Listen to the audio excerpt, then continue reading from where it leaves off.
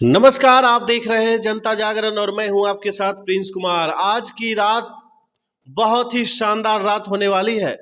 जिसका इंतजार आप लगभग 500 वर्षों तक किए, वो घड़ी अब आ चुकी है। जी हाँ, आज मैं जिसका बात कर रहा हूं वो राम मंदिर है। जिस राम मंदिर को लेकर लगभग 492 साल से अधिक पूरे विश्व के हिंदू इस मंदिर के प्रति आस्था रखने वाले लोग उम्मीद में थे कि श्री राम भगवान मंदिर में कब विराजमान होंगे। तो आज हम उन्हीं की कहानी सुनेंगे, उन्हीं की कहानी को समझेंगे कि अयोध्या की कहानी क्या और कैसे रही है। इन सभी बिंदुओं पे बात करने के लिए हमारे बीच आज के गेस्ट आचार्य जी आए हैं। आचार्य जी, बहुत बहुत स्वागत है आपका। जय श्री राम। आचार्य जी, आपसे आज का सवालों का जो सिलसिला का शुरुआत होगा, वो पहला सवाल होगा कि अयोध्या की में राम मंदिर से आज जो 492 साल बाद, मतलब 492 ईयर्स बाद जिस तरीके से आज परिणाम आया, और परिणाम आने के बाद जब आज भगवान विराजमान होंगे अपने घर में, तो आपको कैसे देखते हैं इसे? देखिए, सबसे पहले तो मैं अपने दर्शकों को, अपने भारतीय जो लोग हैं उनको मैं बताना चाहूंगा कि होई सोहु राम रचि राखा, को करे तर्क बढ़ावो शाखा, उस कही लागन जपन हरिनामा, गई सती जहां प्रभु सुख नामा। प्रभु के सुख में, जो नाम में उनके जो वर्णन है, उसमें और क्या कहा जाए, उससे बड़ी चीजें जीवन का कोई ऐसा चीज ही नहीं है जो प्रभु के नाम के बिना हो। और आज राम मंदिर की भव्य शोभा जो आप लोग का 22 जनवरी को होने वाला है, उससे बड़ी चीज हमारे देशवासियों के लिए क्या होगा, उससे बड़ी उपलब्धियां हमारे देशवासियों के लिए क्या होगा। और ये बहुत गर्व की बात है कि इतने करोड़ देशवासियों मिलकर आज राम मंदिर की भव्य शोभा को देखने के लिए निकले हैं। लेकिन जिस तरीके से, जिस आधार पे, जिस तरीके का विवाद हमारे देश में चल रहा था, लोग ये मान रहे थे कि राम मंदिर का विवाद को सुलझा पाना बहुत मुश्किल होगा। लेकिन सुप्रीम कोर्ट ने जितनी चालाकी से हिंदू पक्ष और मुस्लिम पक्ष, दोनों पक्ष को अपने फैसले से संतुष्ट किया, उसे आप कैसे देखते हैं? देखिए, मैं सबसे पहले आपको ये बताना चाहते हैं कि आज से 495 साल पूर्व ये हमारे राम मंदिर बनने को तैयार हुआ है। और आज से 495 साल पहले जिस तरह से राम मंदिर को देखने को मिल रहा था कि ऐसा फील हो रहा था कि लग रहा था कब हम लोग जैसे देशवासियों को यहाँ पे रहना मुश्किल है। यहाँ पे इस राम मंदिर को लेकर जो चल रही थी विवादें, उसमें बहुत सारी चीजों के बारे में बताना चाहते हैं। जैसे 162 साल पहले 1858 में पहली FIR जो है हमारे राम मंदिर पे दर्ज किया गया था।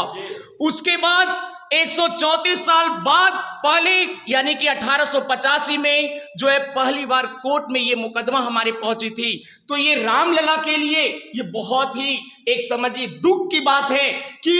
एक इस पावन भूमि पे राम जैसे भगवान का भी FIR का दर्ज मुकदमा इसमें हम लोग का शामिल किया गया है। 64 साल बाद इस चीज को अगर देखा जाए तो 1949 में फिर से इसी कानूनी शुरुआत जो है आपका होते रहा। यानी कि भगवान भी जो है ये कितने संघर्ष के जीवन को जी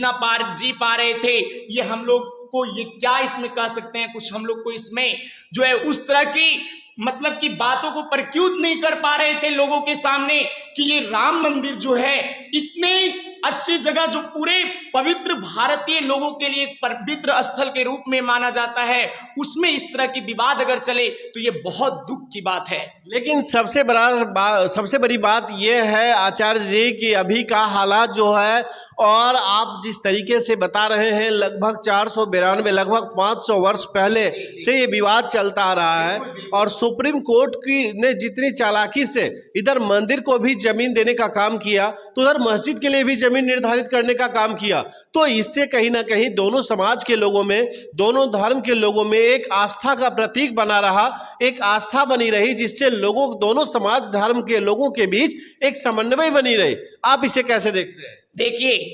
मैं तो सबसे पहले ये बहुत खुशी की बात है कि हमारे ये दोनों समाज को लेकर अगर आगे बढ़ने की बात किया जा रहा है तो इसमें कहीं ना कहीं सफलताएं ही दिख रही हैं। 2019 में जिस तरह से सुप्रीम कोर्ट ने अपने फैसले को दिया और इसमें हमारे जो है इलाहाबाद कोर्ट ने 8189 पेज का फैसले को हाई कोर्ट को सुपुर्द किया था, लेकिन उसके बावजूद भी 1045 पेज का जो है हाई कोर्ट ने फैसला दिया और उसमें बताया क्या कि 2.77 एकड़ जो है जमीन हमारे राम मंदिर को निर्माण के लिए दिया गया और मुस्लिम जन लोग के लिए 5 एकड़ का वैकल्पिक जमीन उन्हें दिया गया कि आप भी अपने मस्जिद को बनाइए। तो कहीं ना कहीं ये फैसला काफी अच्छा रहा और जिस तरह से मैं उन सारे देशवासियों को, उन सारे जजों को मैं एक बार जरूर नमन करूंगा जिन्होंने इतने साल का जो एक फैसला था उसको अपने जो है काफी सरलता तरीके से उसको सुलझाने की काम किया है। क्या बात है आचार्य जी, आपने अपने जवाब से तो हम सभी को एकदम खुश कर दिया और संतुष्टजनक जवाब दे रहे हैं, बहुत ही डिप्लोमेटिक तरीके से। लेकिन थोड़ा सा हम इस सिलसिले को और आगे बढ़ाना चाहेंगे और आप जानना चाहेंगे कि अगर हम डाटा की बात करें उत्तर प्रदेश के खासकर मुख्यमंत्रियों की जो श्रेणियां रही है, चाहे वो मुलायम सिंह यादव हो, अलग अलग लोग वहाँ आए, सत्ता में आए गए, देश के भी अलग अलग प्रधानमंत्री बने, राष्ट्रपति बने, सुप्रीम कोर्ट के भी अलग अलग चीफ जस्टिस बने, आए गए, ये सिलसिला चलता रहा। लेकिन फैसला अब क्यों आया और अभी से पहले इसे आने की जरूरत थी या नहीं? देखिए, कहा जाता है धीर्ज धर्म मित्र अरुनारी अपद काल परीक्षित चारी, यानी कहने का मतलब यह है कि जो हमारे बीजेपी का जो सरकार हमारे यूपी में देखने को मिला था, ये बहुत गर्व की बात है। आज से पहले भारतीय जनता पार्टी ने भी एक बार आए थे, लेकिन उससे पहले समाजवादी पार्टी थी और भी बहुत सारे पार्टियां आते रहे, लेकिन बीजेपी को मैं अपने तहे दिल से एक बार नमन करना चाहते हैं कि उसने आकर अपने सत्ता में जिस इस राम भूमि की इतनी दिन से जो संकटें इन पे चलते आ रही थी, कहा जाता है कि भगवान सबके संकट निवारण होते हैं, लेकिन इनके पास भी एक संकट था जो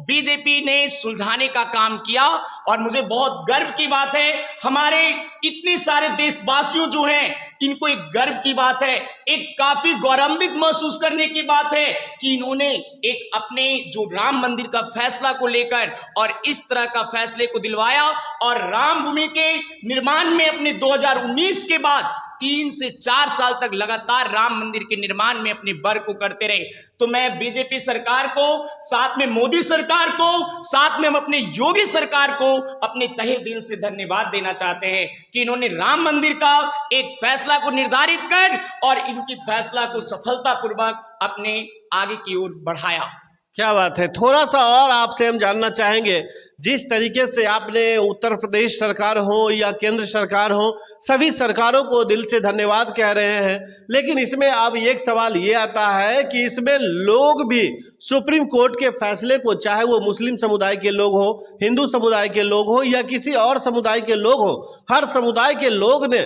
खुशी खुशी स्वीकार किया। दूसरी चीज, आप राम जन्मभूमि का क्षेत्रफल देखेंगे तो 2.7 एकड़ है, लेकिन आप जो उसके एवज में मुस्लिम को जमीन दिया गया वो लगभग 5 एकड़ है। तो अगर राम जन्मभूमि से हम तुलना करते हैं तो लगभग दुगनी है। तो इसे आप कैसे देखते हैं? देखिए,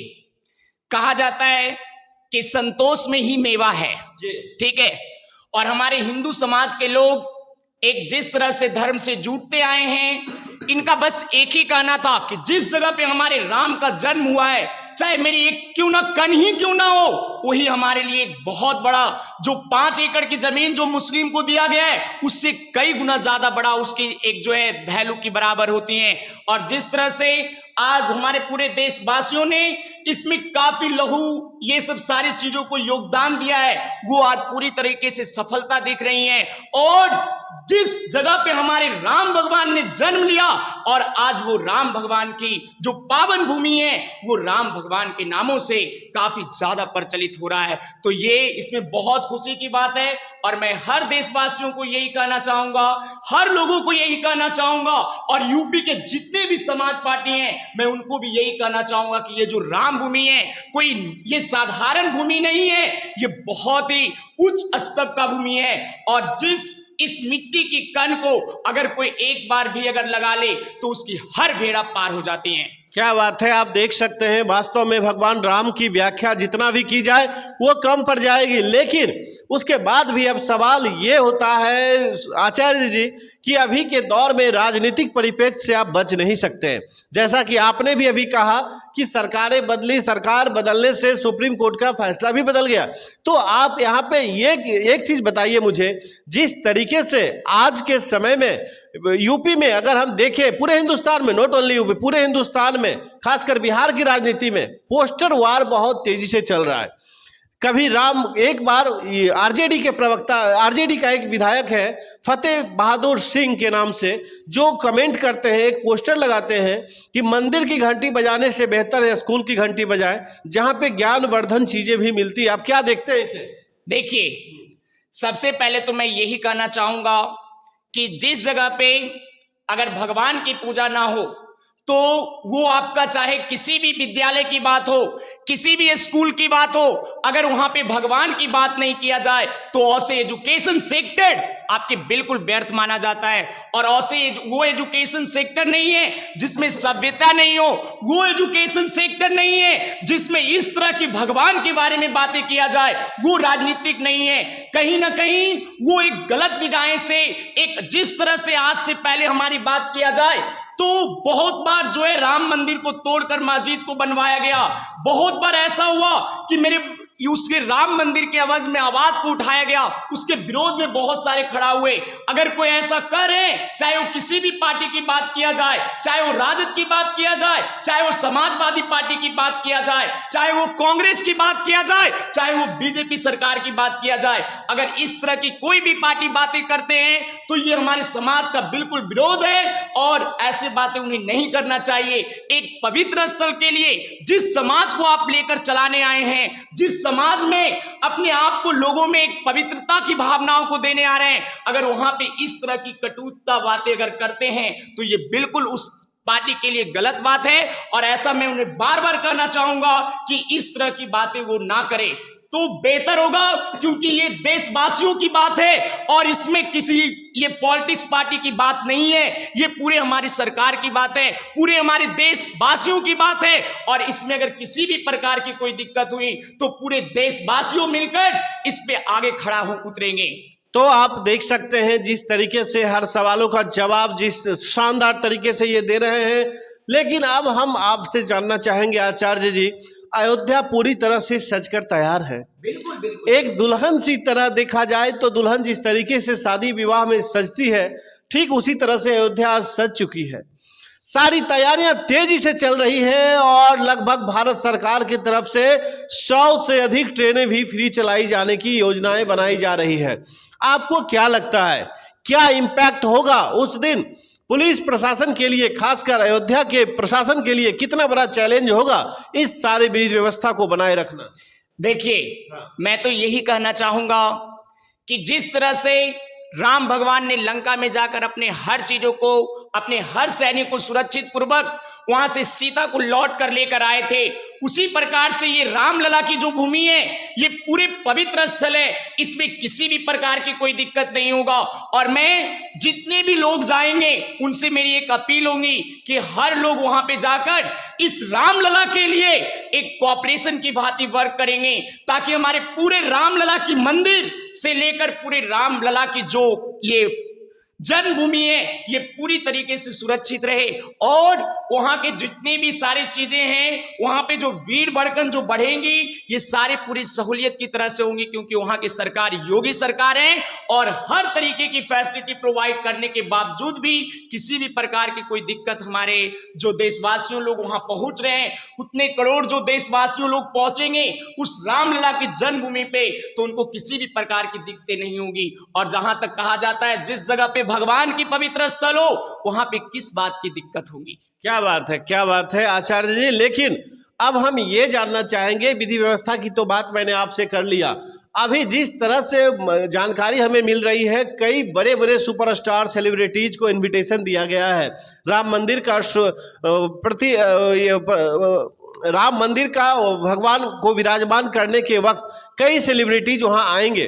तो उस प्रोटोकॉल को ध्यान में रखते हुए आम लोग, हमारे आपके जैसे जो आम लोग हैं, देश के देशवासी हैं, वो किस तरीके से वहां पहुंचे और किस तरीके से अपने मैनेजमेंट को मेंटेन करके जाएंगे? मैं तो कहूंगा कि देखिए, उस दिन रामलला की जो दर्शन करना है, ये बहुत ही मुश्किल बातें हैं। तो मैं उनको एक ही चीज कहना चाहूंगा कि वो उस दिन ना जाके 2-4-10 दिन बाद जाएं तो उनको काफी बेहतर होगा, क्योंकि जिस श्रद्धा से वो यूपी पहुंच रहे हैं, जिस श्रद्धा से वो राम के जन्मभूमि के पास पहुंच रहे हैं कि बस रामलला से एक बार दर्शन हो जाए, तो उस क्षेत्र में, उस जगह पे जाने के लिए मैं उनसे रिक्वेस्ट करूंगा कि उतने प्रोटोकॉल में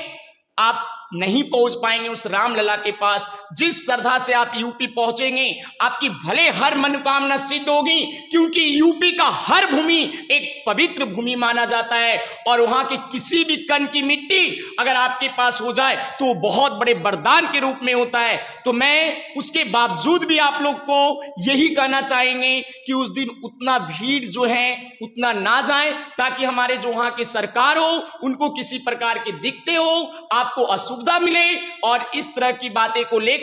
अगर आप कुछ दिन के बाद जाते हैं वहां पे तो आपके लिए बेहतर होगा और रामलला से आप अच्छे तरीके से दर्शन कर सकते हैं, क्योंकि भगवान तो कहीं जाएंगे नहीं। एक बार अगर वहां पे विराजमान वो हो गए हैं तो उन्हें कोई हटाने वाला मां का लाल पैदा नहीं लिया है। इसलिए आप लोग से अनुरोध होगा कि आप लोग उस जगह पे जाएं, लेकिन उस दिन ना 22 जनवरी को ना जाकर कुछ दिन बाद जाएं, ताकि आप अच्छे से रामलला का एक बार दर्शन कर सके। लेकिन एक बात और बताइए आचार्य जी, जिस तरीके से राम मंदिर का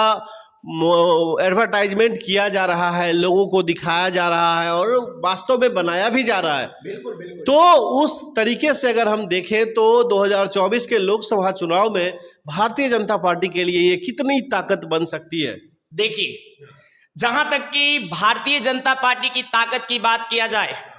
तो जिस समय उन्होंने अपने योगदान को देकर अपनी सरकार के ये अथी में जिस तरह से उन्होंने राम मंदिर का फैसला लिया, उसी समय वो पूरे देश में भारतीय जनता पार्टी एक बहुत बड़ा ताकत बन चुकी थी। लेकिन ऐसे भी जिसने हमारे धर्म को बचाया, जिसने हमारे मान को बचाया, जिसने हमारे सम्मान को बचाया, उसके लिए पूरे देशवासियों हम लोग खड़ा रहेंगे, चाहे वो किसी भी मुसीबत में हमारी पार्टी हो। तो मैं चाहूंगा कि आज जिस तरह से यूपी का डेवलपमेंट देखने को मिल रहा है, चाहे वो सफाई से लेकर हो, चाहे वो आपके रेलवे स्टेशन से लेकर हो, चाहे वो खेल मैदान से लेकर हो, अगर किसी प्रकार की वहां पे जिस तरह से वहां पे फैसिलिटी हमारे बीजेपी सरकार ने दी है, तो मैं भारतीय जनता पार्टी को मैं बहुत बड़े धन्यवाद देना चाहते हैं और मैं चाहूंगा कि ये पूरे देश में अपनी छाव को फैलाएं। आपने देखा किस तरीके से हमारे आचार्य जी हर सवालों का जवाब बहुत ही सलीके से दिया। लेकिन अब हम लोग शो के अंतिम दौर में चल रहे हैं और अंततः एक बार आपसे सभी लोगों के लिए सुझाव जानना चाहेंगे आचार्य जी कि अभी के परिप्रेक्ष्य को देखते हुए जिस तरीके से आपने लोगों से अनुरोध भी किया कि फिलहाल आप 22 को ना जाकर थोड़ा सा आगे पीछे जाएं ताकि भीड़ नियंत्रण में रहे और आप जिस मकसद से जा रहे हैं वो मकसद में आप भी कामयाब हो, तो आपसे ये जानना होगा क्या लगता है आपको आधुनिक समय में, आधुनिक हालात को देखकर कि लोगों को कितना फाइनेंशियल बजट लेकर जाना चाहिए ताकि वहां से आसानी से दर्शन करके आ जाए? एक्यूरेट बताना तो आपके लिए बड़ा चैलेंज होगा, लेकिन एक अप्रोक्सिएट की बात करें तो। देखिए, जिस तरह से हमारे वहां के सरकार ने व्यवस्था को बना रखा है, तो जिनके पास कहा जाता है कि जिनके पास कुछ भी ना हो वो भी हमारे रामलला से जाकर दर्शन कर सकते हैं, और इसमें वहां पे पैसे की कोई जरूरत नहीं है। वहां पे आप जाके भगवान से आप स्वेच्छापूर्वक अपने दर्शन कर सकते हैं। और ऐसे भी कहा जाता है भक्त के पास होता ही क्या है, ठीक है, तो भक्त के पास कुछ होता ऐसे भी नहीं है, क्योंकि भगवान के पास ही कुछ नहीं है तो भक्त के पास क्या होगा। तो मैं यही कहना चाहूंगा कि कुछ अपने जितना में आप स्टेबल हो जाएं, आने जाने की जो आपकी जो चार्जेज होती हैं वो सब सारी चीजों को लेकर जाएं, ताकि आपको पूरी तरीके से व्यवस्था मिले। और कहीं थोड़ा सा भी अगर व्यवस्थाओं में कोई दिक्कत दिखे तो वहां पे आपको पूरी तरीके से आपके पास इकोनॉमिकल सोर्स रहेगा, आपके पास पैसे रहेंगे तो आप वहां पे हर चीज कर सकते हैं। ऐसे तो आज कल हमारे जो मोदी जी स्कीम निकाल रखे हैं डिजिटल इंडिया के साथ, तो आज डिजिटली हर लोग वर्क कर रहे हैं। फोन पे आपका बहुत सारे जो पे चल गई हैं, जो आपके सारे डिजिटल इंडिया के साथ जो डिजिटल स्किल चल चुका है, तो आप उसमें अपने सुरक्षित पूर्वक पैसे को लेके जाएं, ताकि आप पूरी तरीके से सुरक्षित रहें और वहां पे भगवान रामलला का एक बार अच्छे तरीके से दर्शन कर सके। चलिए, बहुत बहुत शुक्रिया आचार्य जी। लेकिन आपने देखा किस तरीके से आचार्य जी ने अपने सरल शब्दों में सारे सवालों का जवाब दिया। और सबसे बड़ी बात है कि जिस रामलला का मंदिर का इंतजार, जो रामलला ऐसे भी कहा जाता है, राम भगवान अपने जीवन काल में लगभग 14 वर्षों तक वनवास काटे, ठीक उसी तरह से लगभग अभी भी 400 लगभग 500 सालों तक भगवान एक कुटिया में रहे, एक तपस्या स्थल पे बने रहे। लेकिन आज भगवान को अपने घर में विराजने का अवसर आ चुका है, वक्त आ गया है, पूरा विश्व तैयार है भगवान को अपने घर में लाने के लिए। तो चलिए, आप सभी लोग मिलकर एक बार जय श्री राम बोलेंगे और कमेंट में भी जय श्री राम जरूर करेंगे। तो अभी के लिए हम फिलहाल इस शो को यहीं पे रोकते हैं। फिलहाल इस पे आप क्या सोचते हैं, कमेंट करके जय श्री राम जरूर बोले, ताकि हमें यह पता चल सके कि कितने लोग जाने वाले हैं, कितने लोग भगवान को पूजने वाले हैं। तो जय श्री राम करना कभी ना भूलें। चलिए, इसी के साथ आप देखते रहे जनता जागरण परिवार। मैं हूं आपके साथ प्रिंस कुमार। नमस्कार।